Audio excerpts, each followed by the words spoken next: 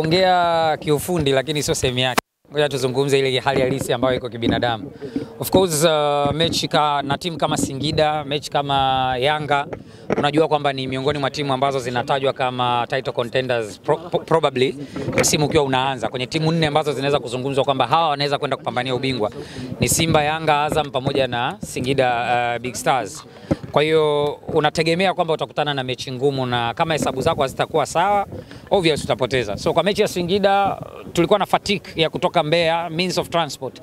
Hatunaga tatizo na kusafiri, lakini namna ya kusafiri yetu kutoka Mbeya mpaka tunarudi Dar, kutoka Dar kwenda Singida, wachezaji walikuwa wamechoka. Vivyo hivyo kutoka tena Singida via Dodoma kula SGR rudi Dar es Salaam, alafu saa 48 unapumzika unajiandaa na mechi kama hii. Nafikiri wengi hawakupendezwa kabisa na namna ambavyo tumecheza first half. Lakini second half wachezaji wetu waliamua kwamba liwalo na liwe, twendeni tucheze, tumepata goli. Kwa hiyo ndio mpira wa miguu ulivyo, ndio kitu ambacho huwa kinatokea.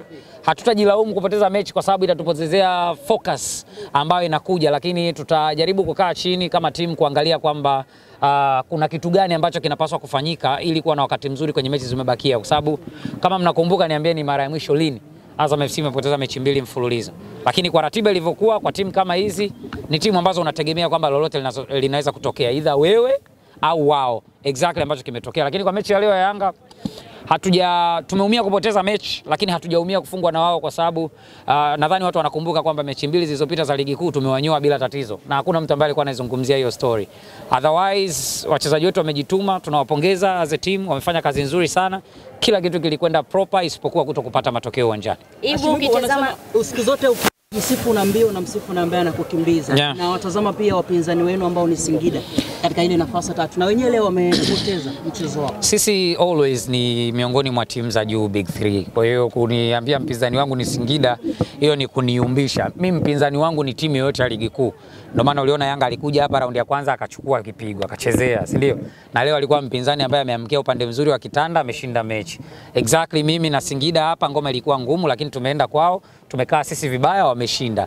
Ndivyo hivyo kama ambavyo tulitoka hapa sare na Pamba, tukaenda Mwanza, tukaenda tukafungwa na Pamba. Hao wote ni wapinzani wetu kwenye ligi kuu. Kwa hiyo sio kuhusu timu moja ambayo iko nyuma yako, ni kuhusu timu zote za ligi kuu na vile ambavyo unaweza kuchukua hizi alama ili kujitengenezea mazingira mazuri kwenye msimamo, kwenye nafasi ambayo wewe uko. Kwa hiyo sio swala la mtu mmoja na nafikiri ni swala collectively.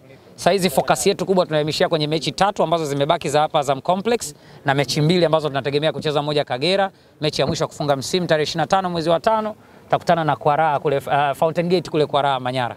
Yeah. Ibe, kwa nafasi ambayo mko hadi hivi sasa, mnaona malengo yenu ya msimu huu yanaenda kutimia kama ambavyo Hapana kabisa. Tumeondolewa mapema kwenye michuano ya kimataifa. Tumeondolewa kidhalili kabisa kwenye mchezo dhidi ya Mbeya City la ule wa FA. Sisemi kwamba wana timu mbaya, lakini sio kitu ambacho watu walikuwa wanakitegemea, hata sisi pia, kwamba tunaweza kuondoshwa na timu ya ligi daraja la kwanza. Hakuna ambaye alikuwa anategemea hivyo. Kwenye ligi tukiangalia gap ya mtu ambaye yuko nafasi ya kwanza, nafasi ya pili, na idadi ya michezo na nafasi tuliopo, ni ngumu kudeclare kwamba kwenye mechi 5 tulizobakisha tunaweza kwenda kuwa mabingwa, unless iwe vinginevyo ambayo ina 2% au 1.5 kwenye level ambayo tumefika. Kwa hiyo kwa mwaka huu tutaendelea kumaintain hii nafasi ambayo tuko nayo, kwa sababu ni miongoni mwa nafasi ambazo zinatupa nafasi ya kucheza Champions League, CAF Confederation Cup. Lakini kama haitoshi, pia inatusaidia kuiweka timu kwenye morali nzuri kabla ya kuingia kambini kuiandaa kwa ajili ya msimu unaofuata, probably from next season, kwa sababu mwalimu hatukuanza naye, huyu alikuja akakuta timu katikati. Tunaweza tukaona kitu kizuri zaidi. Kwa hapa ambako tumefikia, nisiwakatishe tamaa mashabiki, nisiwayumbishe, lakini wape pongezi kwa kazi kubwa ambayo wamekuwa wakifanya kutusupport na vile ambavyo wachezaji wanatupambania uwanjani. Mnazungumza nini na wachezaji katika michezo hii michache ambayo imesalia hadi hivi sasa? Wanajua objective yao. Tangu mechi ya Singida wachezaji walikuwa wanazungumza wenyewe, nahodha Lusajo, nahodha Yaya Zaid, wamekuwa wakikusanya wenzao kuzungumza kwamba mnaona hali halisi ilivyo ya ligi imekuwa ngumu. Kila timu inaweza kushinda mechi, mahali ni kwako au kwao, kila mtu anaweza kushinda mechi. Kwa hiyo kuna haja ya kufanya vizuri, kuna haja ya kufanya vizuri kwenye mechi 5 zilizobakia ili tuendelee kumaintain status ambayo tumekuwa nayo. I believe kwa timu ambayo ameitengeneza mwalimu Rashid Tausi, leo mmeona watu wengi ambao wamecheza, sio wachezaji ambao wanacheza zile nafasi halisi. Wengi Foba ni golikipa namba 2, fantastic. Kwangu mimi ni man of the match, amecheza vizuri sana. Amekuja akachukuliwa Eva Meza kwenda kucheza eneo la center back. Kiuhalisia yeye ni central midfielder.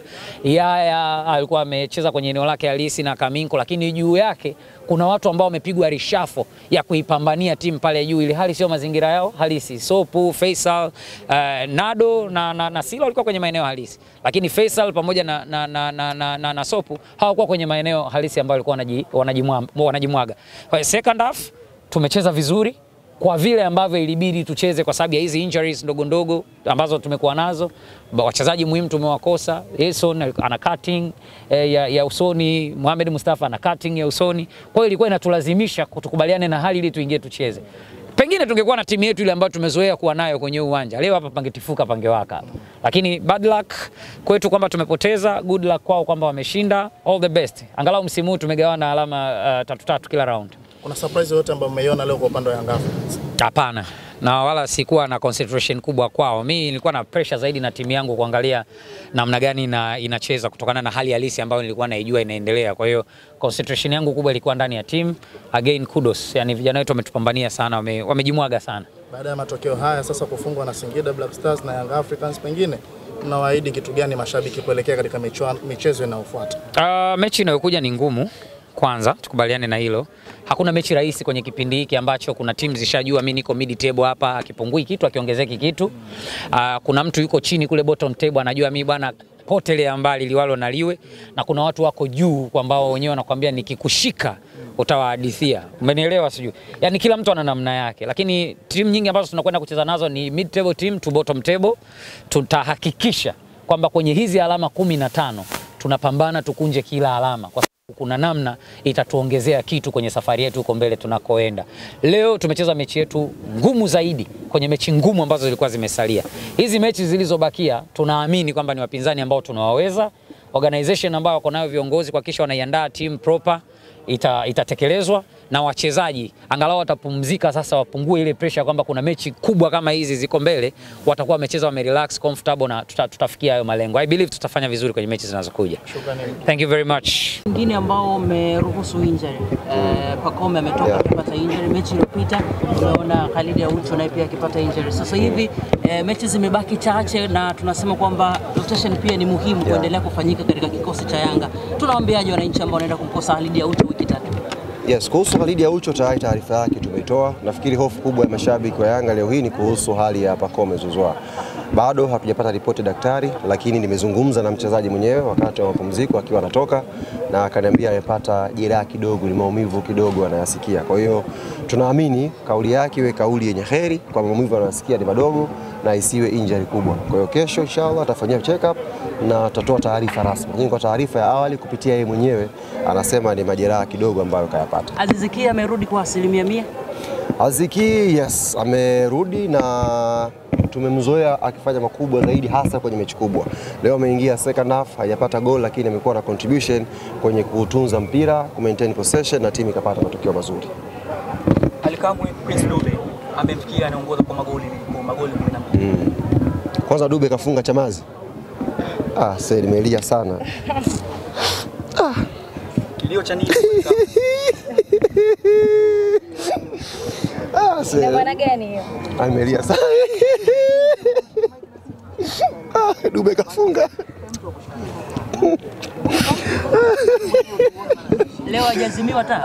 Sijaamini. Waandishi msitake, inaumiza. Asante. Dube kafunga Chamazi. Kulikuwa kuna ugumu gani? Niacheni.